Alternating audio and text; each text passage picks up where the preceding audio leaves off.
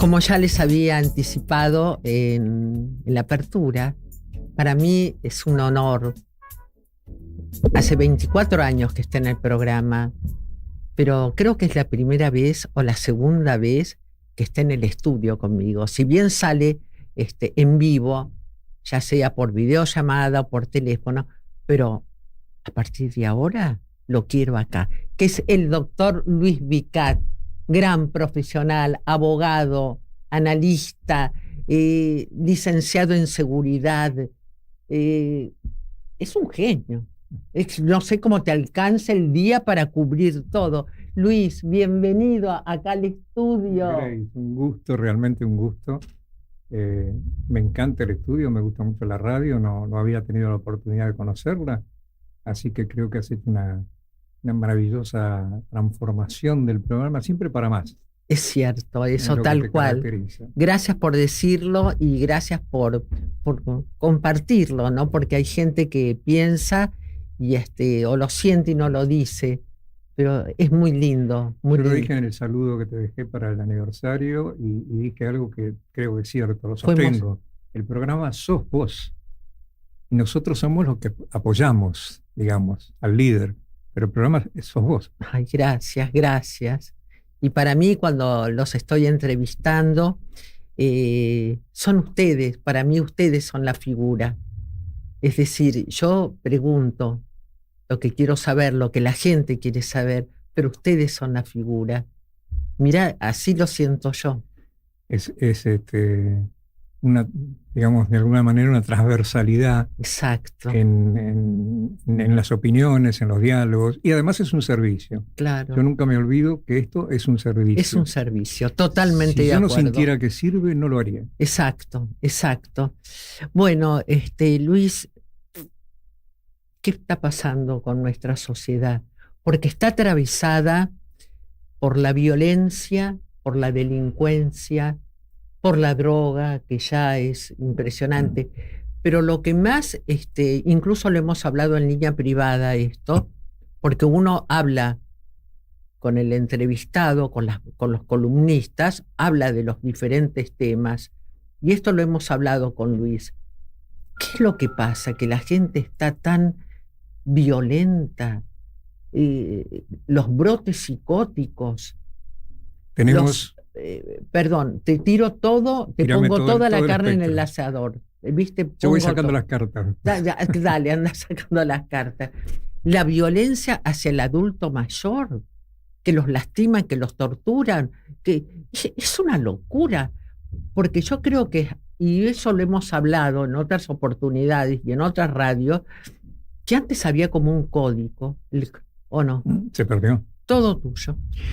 Bueno, recojo el guante y sacamos la primera carta, que es la general, el comodín, digamos. Lo que caracteriza a nuestra sociedad hoy, lamentablemente, es el trastorno mental.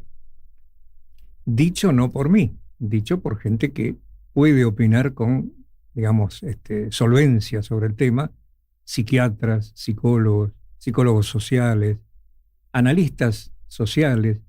Tenemos una sociedad que está enfermita, en un 75% con trastornos, desde la neurosis más básica, pasando por el narcisismo, la psicopatía, la psicosis y toda la gama del DSM-4 de Estados Unidos, donde es maravilloso porque va de alguna manera sectorizando y graficando cada trastorno en forma brillante, el número 4. El número 5 que salió después no es tan bueno, pero a mi entender. Pero tenemos una sociedad enferma. ¿Y enferma de qué? De miedo. Y cuando se enferma de miedo, se enferma de otras cosas. Aparecen las oportunidades parasitarias, las enfermedades oportunistas, se enervan algunas caracteropatías que llevan a la violencia. Enfermedades oportunistas, perdón, me detengo ahí. ¿Qué es? Bueno, cuando nosotros estamos sometidos durante mucho tiempo, y no quiero hacer intrusismo, pero vos sabés que tengo un posgrado de psiquiatría forense. Exactamente. Por eso me atrevo a decirlo, y 2 años de psicología en la licenciatura. Por eso abordo este tema también contigo. Bueno, realmente lo que tenemos acá, en esta mesa de arena de análisis, es que cuando estamos sometidos a un estrés permanente, y nosotros, creo que todo el argentino hoy está sometido a diversos grados de estrés, sí. Más, menos, pero estresado al fin. Este estrés continuado se va depositando cual capa geológica, una arriba de otra, y esta frustración, este estado de ansiedad permanente comienza a debilitar defensas. Y han aumentado una serie de enfermedades psicosomáticas, algunas graves, que se detallan, que explotan a partir de este estado permanente de tensión. Desde el bruxismo, el que rompe la placa de bruxismo, algún oyente tendrás que después te va a decir que ha roto la placa. Pero yo conozco gente que se rompe la parte inferior o un diente, una muela de arriba. Por bruxar. Exactamente. Bueno, esa es una característica. Porque duermen tensos, ¿no? No duermen. Tratan de duermen. Descansar, que es distinto. Claro. Algunos se desmayan de la mano del alprazolam, otros de la mano del alcohol. Y entonces viene la búsqueda de paliativos, algo que me ayude a vivir. Y van desde curas naturistas esotéricas, algunas muy buenas inclusive. ¿Esotéricas, sí? Algunas, algo de esoterismo también hay en muchas cosas. ¿Por qué? Porque en la desesperación se busca la magia. Claro. Como no lo puedo solucionar, estamos, digamos, permeables a la magia. Eso es lo grave. Porque por ahí viene un mago, que no va a ser el de Oz precisamente, sí, y hace su cartomancia, su prestidigitación, y realmente empezamos a creer cosas que no deberíamos y demás. Que no lo digo por nadie en particular, pero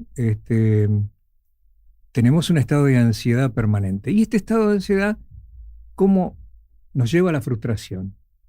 Y la frustración, ¿cómo decanta en la agresión? Claro. La válvula de escape de la frustración es la agresión.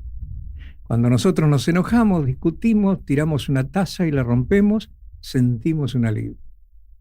La palabra soez nos alivia. Son distintos modos de aliviar esa pulsión, esa tensión que se ha acumulado.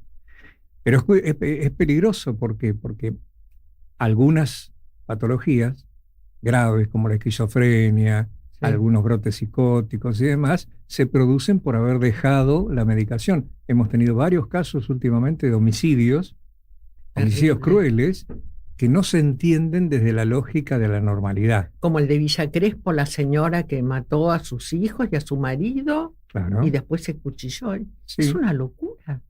Es ahora, entendible, ¿no? Pero, claro, pero cuando sucede que una persona dentro de la familia tiene que tomar unas pastillas determinadas porque se deprime o porque está eufórica, o por los motivos que sea, ¿no hay un seguimiento?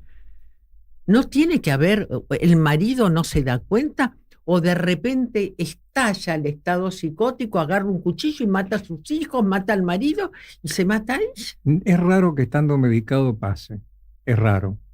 No digo que no pase nunca, pero estando convenientemente tratado y medicado, hay ciertos trastornos como la esquizofrenia, que, por ejemplo, en el caso de Villa Crespo, la mujer había dejado el tratamiento, claro, hacía 2 meses. El marido se preocupó y quiso que siguiera un tratamiento en un hospital privado. Estaban en tratativas y la mujer estaba renuente. ¿Por qué? Porque una vez que la caracteropatía se va acentuando, hay un punto de no retorno en donde ya no quiere que lo ayuden. Claro. Entra en la zona de confort de su mal. Claro, y rechaza así. Toda ayuda. Y rechaza toda ayuda porque está en lo que conoce, claro, y sus ilusiones y sus voces y todo es algo que entiende a su manera, y entonces no quiere dejar de tenerlo, y eso es lo que la lleva a justamente acciones terribles. Claro, y después está el otro caso en Entre Ríos, ¿fue? Sí, creo que sí, el que mató a los hijos. El que mató a los hijos. Sí, y que después se tiró se tiró bajo un camión. Debajo de un camión. Eso también fue un brote. Un brote, sí, sí. Es bastante habitual, lo que pasa es que no tiene características o consecuencias graves, pero los brotes hoy por hoy, con el aumento de las prepagas que tenemos en este momento, hay mucha gente que deja los tratamientos. Claro, los deja. Aparte hay problemas con la ley de salud mental, ¿no es cierto? Bueno, la ley de salud mental es un desastre. Es un desastre, eso es un desastre. Ahora, volviendo a estos brotes, está sucediendo en Estados Unidos viste el chico, el del colegio que entró, mató a una maestra, a 10 compañeros, en Canadá también. Todo está convulsionado. El mundo está convulsionado. El mundo. En este momento están cayendo misiles de un país de Medio Oriente a otro, en un conflicto que todavía no sabemos qué final va a tener. Ojalá que sea bueno, pero de todas maneras hay una violencia extrema. El caso de los tiradores o los acuchilladores de China. En China los ataques en colegios, sobre todo en colegios primarios de los nuestros, de jardín de infantes y primer año del infantil, se dan a cuchillo. Es una característica de China. Y en Estados Unidos con armas de fuego. Pero es una locura lo que está sucediendo y lamentablemente va como creciendo. Oíme, voy a los femicidios. De lo que va del año, 110, 109 femicidios han sucedido. Sí. Y 3.600 ataques a escolares y a docentes a la salida de la escuela, en lo que va del año. Es de reconocer que en algunas jurisdicciones, caso la Ciudad de Buenos Aires, se trabaja y mucho para contener. Ahora, ¿qué hago yo con un tigre que me lo dan de regalo, hace 3 meses que no lo alimentan, claro, y lo tengo que ir? Es decir, de entrada me va a atacar, de entrada va a ser complicado. Terrible. Siguiendo, ¿no?, con esta línea de inseguridad y de violencia, ¿qué harías tú para parar un poco el motochorro, el arrebato, las entraderas? Que es terrible, porque te sacan un auto y hay un bebé en el auto y se llevan el auto con el bebé y son capaces de tirarlo por la ventanilla. Sí, esa violencia también... ¿Qué es todo esto que está es producto de la droga? El 85% de los delitos violentos tienen que ver directa o indirectamente con el narcotráfico, ya sea víctima o victimario. Muchas veces la víctima es un consumidor social que va a un búnker de una villa a comprar su dosis, no delinque para nada, pero es violado o es matado en el mismo pasillo porque no lo reconocieron, porque era una cara extraña, porque era la primera vez que iba. Esto suele suceder. Si la violencia está instalada, y además está instalada en algo que vos me comentabas al principio, la violencia sobre el adulto mayor. Sí. ¿Por qué? Es muy simple el por qué. Porque el delincuente aberra la imagen del adulto mayor y su propia pasividad lo enerva. ¿Por qué lo aberra? ¿Por qué? Porque en los códigos delincuenciales, la resistencia a la pelea es símbolo de virilidad. Entonces, ver una imagen de un anciano que no resiste los golpes, bien, llévate lo que quieras, no lo quiere ver, porque es él a futuro. Entonces, eso no le gusta. Entonces lo elimina. Y como hay una cosificación de la víctima hoy por hoy, el delincuente cosifica, es una cosa que puede romperla como si fuera un celular, un termo, lo que fuere. Es decir, no es un par. Claro. Esto es lo que ha hecho la grieta entre la gente de bien y la gente que no es de bien. Claro. Es terrible, es terrible. Y aparte, otra cosa, ¿no? Cómo los enganchan telefónicamente. Mirá que uno lo ha hablado y yo lo hablo en el programa, que por favor, que no den datos, que esto, que el otro. Gente grande que ay, sí, bueno, a ver, espérate, que esto. Eso porque no tiene... Primero, no es bueno que el adulto mayor esté solo.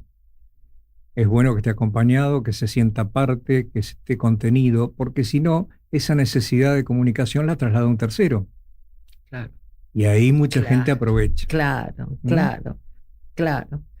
Tú sabes que, no sé por qué será el motivo, ¿no?, que los lugares, las provincias donde hay mayor delincuencia es en Córdoba, Mendoza y San Juan. ¿Por qué se da?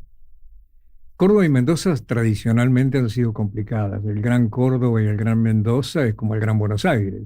Es una suerte de Sarajevo en clave argenta, ¿no? Sí. Lamentablemente. Me parece que Sarajevo era menos cruento. Pero de todas maneras, San Juan no tengo idea de por qué. No tengo la explicación. Sí, pero sí sé que el norte Bueno, tiene que ver factores climáticos, exógenos, endógenos, sí, esos países de sangre caliente que se llaman, sí, como todo Centroamérica. Centroamérica básicamente es violenta, para bien o para mal, pero hay violencia. Sí, es violenta. Hay sectarismo, hay violencia, hay violencia de género. Bueno, tiene que ver el clima, aunque parezca mentira también, y las pautas culturales. Si es aceptada la violencia como parte banalizada, introyectada, como naturalizada la violencia. Naturalizada, sí, esa es la palabra. Nosotros tenemos provincias, una de las cuales yo provengo, fronterizas con Brasil, o sea que yo no fui brasilero de casualidad, mi madre es brasilera. Ah, no sabía. Sí, yo nací unos kilómetros adentro de Argentina y bueno, tuve la nacionalidad argentina. Pero en donde el hecho de agarrarse a machetazos es una cosa común.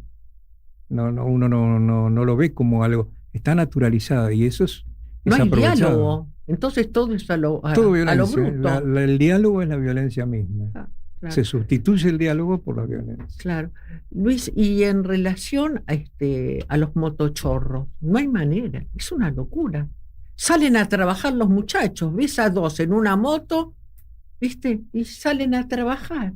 Cada 3 minutos hay un ataque de motochorros. Es una barbaridad. Sobre todo en los 3 primeros cordones suburbanos. Y hasta ahora es un fenómeno que no se ha logrado contener.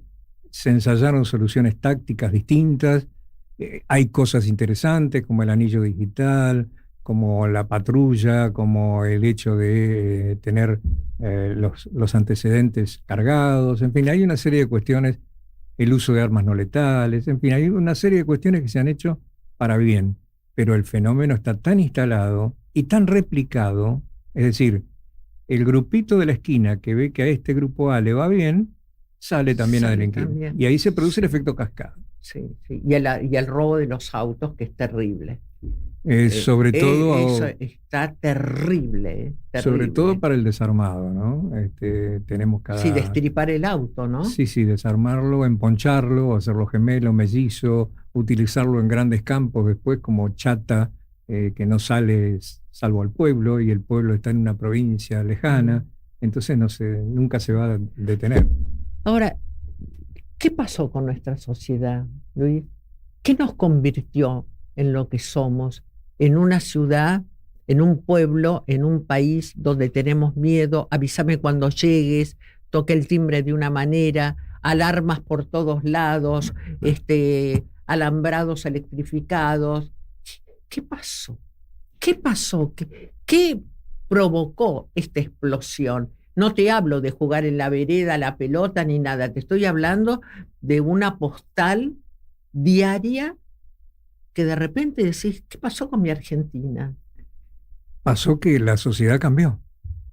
Pasó que el delito se afianzó.